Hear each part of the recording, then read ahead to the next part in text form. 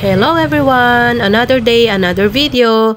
Ito na naman ako. Pupunta kami ngayong umaga sa Presidential Palace. So, ito na naman. Naglakad na naman kami kasi ito'y second day na namin sa Hanoi. Pre, kailangan maaga pa lang umaalis na tayo sa ating hotel para ma-maximize natin yung dapat nating pupuntahan. Kasi ito yung day na aalis na rin kami mamayang gabi.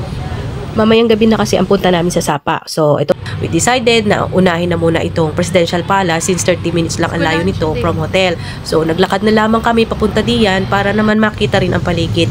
Nadaanan namin yung mga park na ganito. Yung isang mahabang park na yan, ayan yung kabuuan ng papunta sa Presidential Palace. Parang naging pa-square kasi yung laging lakad namin. Kaya hindi pa namin nararating yung harapan. Ito yung mga nadaanan namin. Pwede ka palang magrenta ng bicycle diyan kung gusto mong ikutin. Tapos, ang dami mga nagtitinda ng flowers.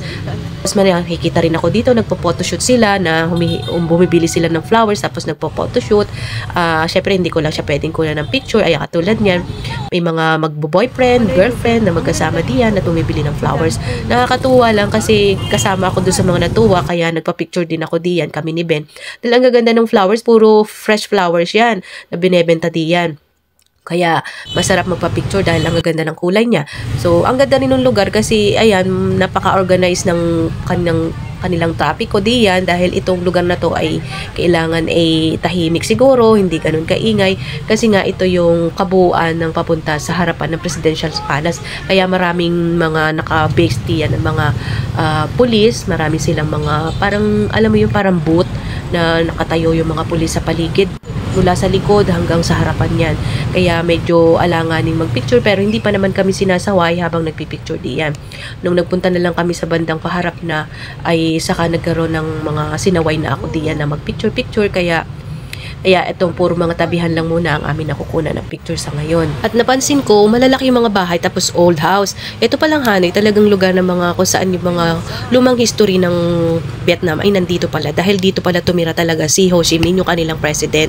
Yung buhay niya ay dito rin siya nag-work sa Presidential Palace na yan. Pero hindi siya pwedeng pasukin ng mga tao, kundi mga employee lang doon. At saka mga opisyal lang ang pwedeng makapasok doon. Kaya nung dumaan kami doon sa pinakang gate, papunta naman sa mausoleum, kami ay sinaway na wag daw naming dadalhin yung aming stick ng camera kasi bawal nga. Pero pumayag naman diyan, basta malayo ka lang, pwedeng mag-picture naman. Napakaraming mga foreigner na nandiyan. Yung iba talaga may mga tour guide, lalo na yung mga Chinese na nakikita ko, mga Vietnamese din naman siguro sila na gusto nilang marinig yung mga aral ng kanilang lahi at saka ng kung ano ba talaga itong Presidential Palace. So yan yung dadaanan namin papunta doon sa mausoleum. At ito na nga, nakarating na kami sa harapan ng Presidential Palace. Hanggang diyan lang tayo. Tapos yung booth na pinupuntahan namin na yan dadaanan na yan, i-scan yan yung gamit mo lahat bago ka makapasok papunta sa mausoleo. So bukas naman yung sa mausoleo, dito na lang muna tayo sa Presidential Palace. Thank you, good night!